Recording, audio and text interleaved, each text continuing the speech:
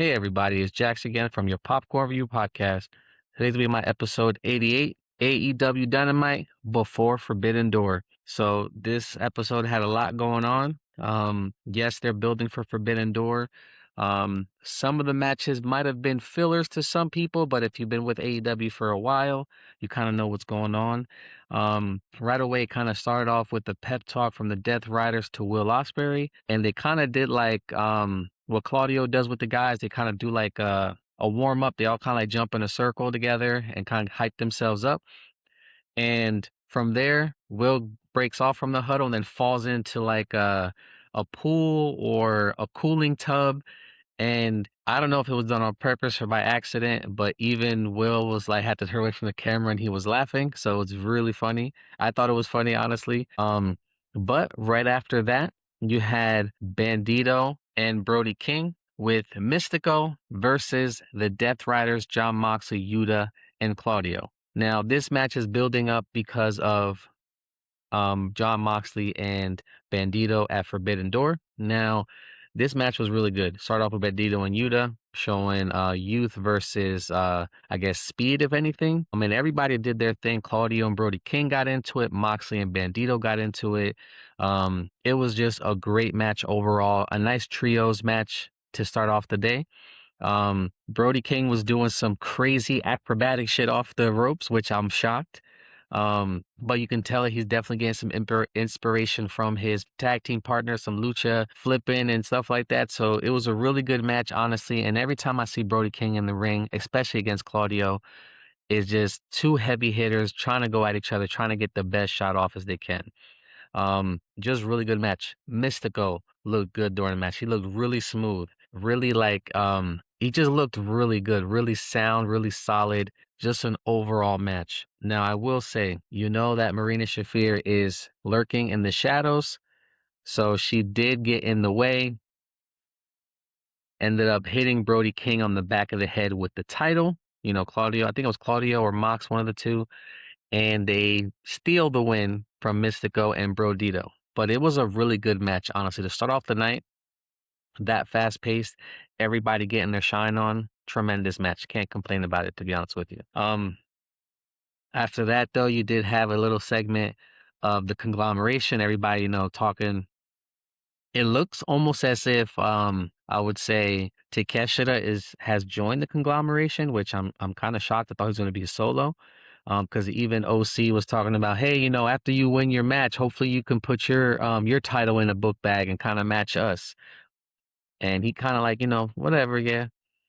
And after that, OC looked like he was kind of like bothered by something. And Renee asked him, like, hey, what's going on? He was like, I'm fine. And then he was like, oh, shit. And then they both got kind of creeped out and dipped off the set. So everyone is actually feeling the creepiness from Leo Rush with his new gimmick, the Blackheart Leo Rush. So it's really nice to see. Like I said, I saw it in person this past Monday for a Ring of Honor taping. Leo Rush gimmick is crazy on TV and crazy in person. You did have Marina Shafir versus Harley Cameron, and Harley Cameron did just go to the premiere for Supergirl. And she was actually there with Willow. They were, working with DC because it's a partner of Warner Brothers. And then Harley Cameron comes out and she's dressed in the colors of Supergirl, even wearing the brown trench coat or the brown coat that Supergirl wears during the movie.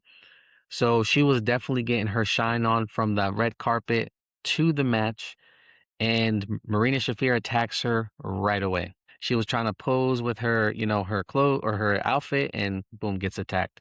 Now, to be honest with you, as strong and as dominant they make Marina Shafir look, I thought Marina Shafir was going to win this, but Harley Cameron starts feeling herself, and she literally it's kind of like an upset win in some people's eyes, but Harley Cameron has been growing. Yes, she's a comedic relief or comic relief, but she's been doing her thing the last few years.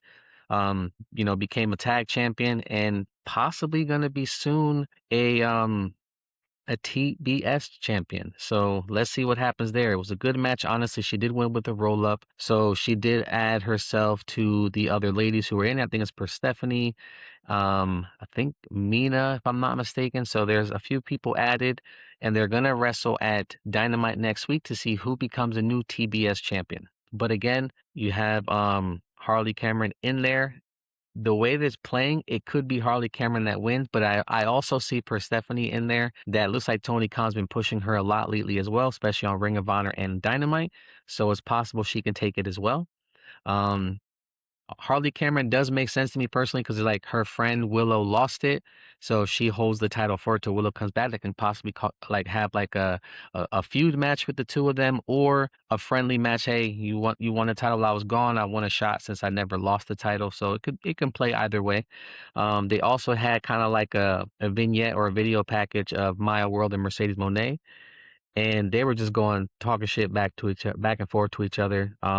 I still think Mercedes Moné is going to win this, honestly, but it is very possible that Maya World can shock the world one more time and get a title shot. I don't see it happening, but at the same time, I didn't see her beating Sky Blue or Athena, so it could be 50-50. I'm still leaning more towards Mercedes Moné, but what do y'all think? Do you think Mercedes has it, is going to get a title shot, or is Maya World going to shock the world and beat her idol? What do you guys think? After that, like I mentioned, Will Ospreay was with the Death Riders and he was ready for a match. He ended up fighting ELP or wrestling ELP rather, and he's from New Japan. Apparently they've had a few matches already. I think they said they had like 8 matches total, but this match is really good. They definitely had chemistry together. You can tell they worked together. They each were getting their moves off on each other. This is awesome chants were coming from the crowd. Just chops. They were just doing the most. Honestly, like for someone I've never seen ELP before and putting up a good match with Will Ospreay, that was amazing to see. Yes, we knew Will Ospreay was going to win. Like, of course, he's going into Forbidden Door, trying to win a title shot, or trying to win a title shot. And he wins with a Styles Clash and an Hidden Blade. And while he's celebrating, right after that, Swerve's music hits and he comes out. And you can see that Will kind of like, nah, I don't want any issues. I don't want any problems. And he kind of dips off through the crowd. Will Ospreay does end up wrestling Danny Garcia. And it was an okay match. Danny Garcia is a decent wrestler, but I feel he's not on the same caliber as Swerve, in my opinion. So you guys can hate me on that if you want. But they were going back and forth for a while. But for insult to injury, you did have Swerve win this match, and he went to go for like a curtain call or a Swerve stomp, and he says no. He gets off the ropes, and he does a hidden blade to Danny Garcia and wins with Will Ospreay's finishing move. So he's definitely trying to be the heel, but it's crazy because even though Swerve is the heel in this situation, you had the crowd chanting for Swerve and booing Danny Garcia. So it's almost as if the Death Riders, everybody hates most of them, to be honest with you, even though they don't hate all of them.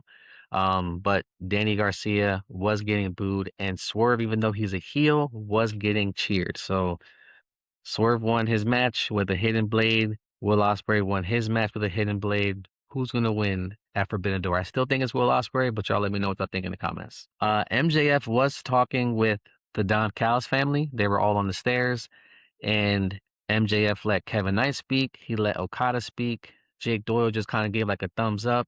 Kyle Fletcher spoke.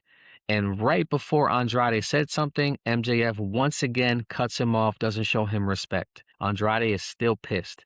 MJF actually turns around and he goes, "What are y'all two doing here?" And he was talking to Trent Beretta and Rocky Moreno, and they kind of dipped off. Don Callis, yeah, get out of here. What are y'all doing? What are y'all doing? And then they come out with those Don Callis MJF family T-shirts, and apparently he's going to give them one to each one of them. Probably going to still shit on Andrade. Andrade's leaving the family for sure. I can't. I don't know what else to say about that, but it's going to happen. You did also have a match with Jack Perry versus Zack Sabre Jr. I'm not too familiar with Zack. I know why Jack Perry was there. It was kind of to just showcase Zack Sabre Jr. But other than that, I wasn't really a fan of this match. I feel like this was more of a filler match, if anything. Zack Sabre Jr. does end up taking the win here, but after the match, they actually attack a lot of the guys, and then you have, the Bucks come in. The Bucks also had a match right after with what is it, TMDK, which is Zack Sabre Jr.'s team. The Bucks end up winning that match though, but they get attacked by Zack Sabre Jr. Then you have Kenny Omega come out. They're face to face talking shit to each other. And Kenny's pretty much says that he goes, hey, what's going to happen after I beat you? I'm going to have redemption. So there is a new pay-per-view called Redemption. And I did say I thought it was going to be MJF versus Will Ospreay, but it's possible it could be Kenny Omega passing the torch to Will Ospreay. I'd be okay with either match, honestly. But Zack Sabre Jr. did say, hey, Kenny, how about you stay out of the hospital? Because he's always in the hospital. You know, he's always injured. So we'll see how that goes, honestly.